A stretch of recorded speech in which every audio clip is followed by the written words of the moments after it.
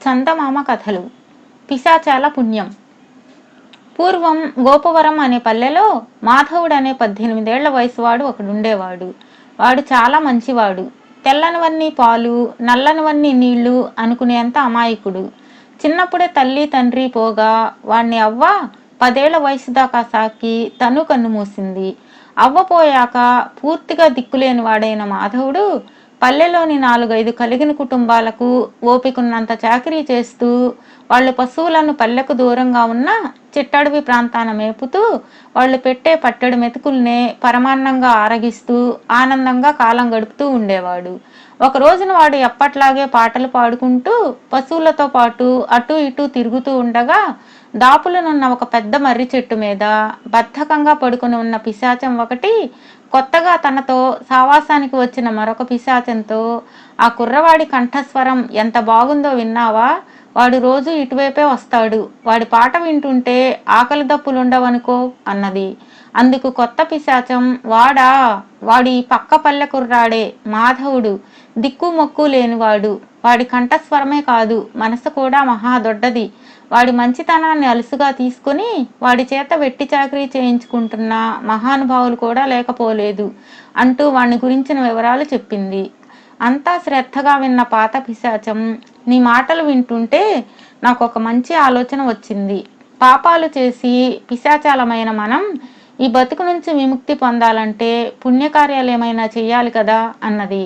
కొత్త పిశాచం సాలోచనగా, సరే వాడికి సాయపడడం ఎలా అని అడిగింది. పాత పిశాచం ఉత్సాహంగా, అదంతా నేను చెబుతాగా రా అంటూ చెట్టు మీద నుంచి కిందికి దూకి ముందు నుండి దారి తీసింది. పాత పిశాచం మాధవుడికి కనిపించేలా బంగారు నాణాలతో నిండిన పట్టు సంచిని ఒకదాన్ని పడేయడం చూసి కొత్త పిశాచం ఏదో అనబోయి ఆగి చూడసాగింది. పాటలు పాడుకుంటూ అటు ఇటు తిరుగుతున్న మాధవుడు పిశాచం పెట్టిన సంచిని గమనించి కుతూహలంగా వెళ్ళి తీసి చూశాడు.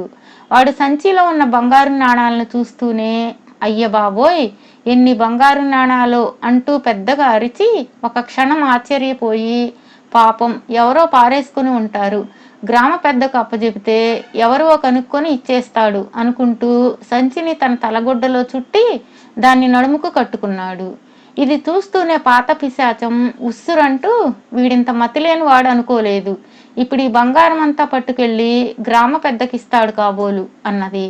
కొత్త పిశాచం నవ్వుతూ, నువ్వు ఆ సంచి అక్కడ పెట్టినప్పుడే ఇలాంటిదేదో జరుగుతుందని అనుమానించాను అన్నది. ఇలా అయితే వీడికి సాయం చేసేదెలా అని అడిగింది పాత పిశాచం. మాధవుడు అంగవికలుడు కాదు, మంచి పనిమంతుడు కూడా. అలాంటి వాడికి ఊరికే బంగారాలు భాగ్యాలు ఇవ్వడం అంటే వాడి మంచితనాన్ని హరించడమే. జీవం లేని మణిమాణిక్యాలకు తోడు కంటే మణిపూసలాంటి ఒక మనిషి తోడు గొప్పది కదా. కష్టాన సుఖాన వాడికి తోడు నీడగా ఉంటూ వాడి జీవితాన్ని తీర్చిదిద్ది ఆదరించగల మనిషి తోడు దొరికితే అది 1,00,000 బంగారు నాణాల పెట్టు అన్నది కొత్త పిశాచం.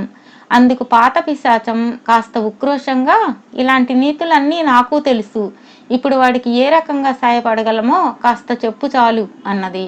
అంతా చెబుతా గాని ముందు నువ్వు ఏ ధనికుడు వేషంలోనూ వెళ్ళి ఆ బంగారు నాణాల సంచి పారేసుకున్నానని చెప్పి అది పట్టుకురా అన్నది కొత్త పిశాచం. పాత పిశాచం సరేనని ఆ ప్రకారమే చేసి వచ్చాక, అయితే విను. మాధవుడున్న పల్లెలోనే మణి అని ఒక చక్కటి ఒద్దికైన పిల్ల ఉన్నది. ఆ పిల్ల తండ్రి ఈ మధ్య పోయాడు. ఆమెకు 4 రోజుల్లో మేనమామ కొడుకుతో పెళ్లి జరగబోతున్నది. పెళ్లి కొడుకు కరుడు గట్టిన జూదరి మాత్రమే కాక మొన్ననే ఒక పెద్ద దొంగతనం చేసి తప్పించుకొని పారిపోయి వచ్చాడు. మణి తండ్రికి ఒక్కతే సంతానం కావడం వల్ల ఆస్తి కోసం ఆ పిల్లకు అన్యాయం చేయడానికి సిద్ధపడుతున్నాడు.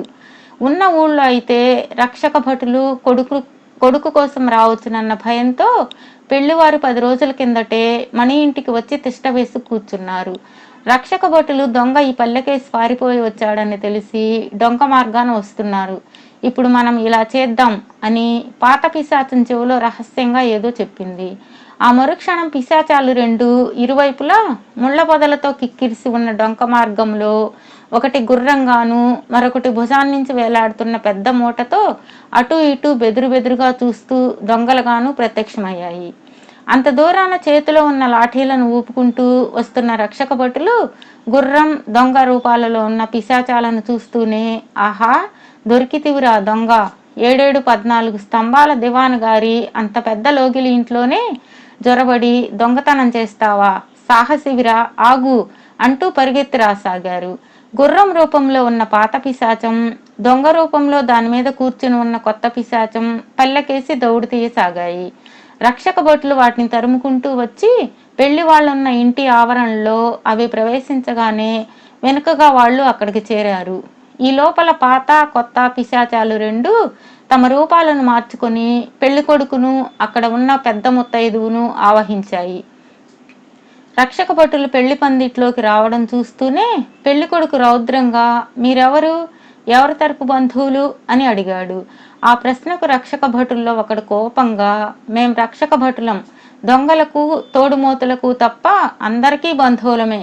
నువ్వే కదా రాజుపాలెం కోటప్ప కొడుకు సుందరానివి, దివాన్ గారింటి దొంగతనానికి గాను నిన్ను బంధించి ఆయన దగ్గరకు తీసుకుపోయేందుకు వచ్చాం అన్నాడు.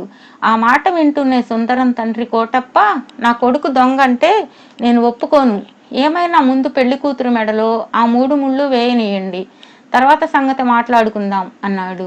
కోటప్ప ఇలా అనగానే భటులిద్దరూ పెద్దగా నవ్వి, తండ్రి కొడుకులు దొంగతనాలతో సరిపెట్టుకోక పెళ్లి పేరుతో ఒక ఆడపిల్లకు అన్యాయం చేయబోతున్నారన్నమాట, పదండి ఇక్కడి నుంచి అంటూ తండ్రి కొడుకుల మెడలు వంచి పట్టుకుని లాక్కుపోయారు. క్షణాల మీద పెళ్లి ఇల్లు ఏడుపులతోనూ మొత్తుకోళ్లతోనూ గగ్గోలుగా మారిపోయింది. అప్పుడు పెద్ద ముత్తైదువును ఆవహించిన కొత్త పిశాచం పెళ్లి కూతురు మణి తల్లిని ఓదారుస్తూ, ఇప్పుడు దుఃఖపడడం ఎందుకు, సంతోషించాలి గాని, తండ్రి కొడుకుల నిజస్వరూపాలు తెలిసిపోయాయి కదా, ముహూర్తం కాలం దాటిపోకుండా మణిని అన్నింటా తగిన భర్త కావాలంటే నా మాట విను. ఎంతో కాలంగా గ్రామంలో అందరి గురించి ఎరిగిన దాన్ని, పెద్ద ఆస్తిపాస్తులు లేకపోతేనేం, మాధవుడు ఎంతమందిలోనైనా ఎన్నదగ్గ కుర్రాడు, ఒళ్ళొంచి కష్టపడటం తప్పిస్తే పరాయి వాళ్ల పైసా ఆశించాడా వాడు, వాడికి గనక నువ్వు పిల్లనివ్వు, వాడు మీకు అండగా ఉంటాడు, మీరు వాడికి తోడుగా ఉండండి, బతుకు ఏ ఒడిదుడుకులు లేకుండా హాయిగా గడిచిపోతుంది, ఏమంటావు అని అడిగింది. అది విన్న పెళ్లి వాళ్ళందరూ కొత్త పిశాచం చెప్పిన దాన్ని చాలా మెచ్చుకున్నారు.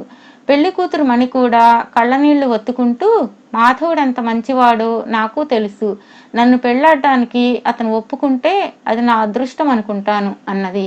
పెళ్లి పందిట్లో ఒక చోట అతిథుల కోసం ఏర్పాట్లు చూస్తున్న మాధవుడికి అక్కడ ఉన్న 10 మంది సంగతి చెప్పారు.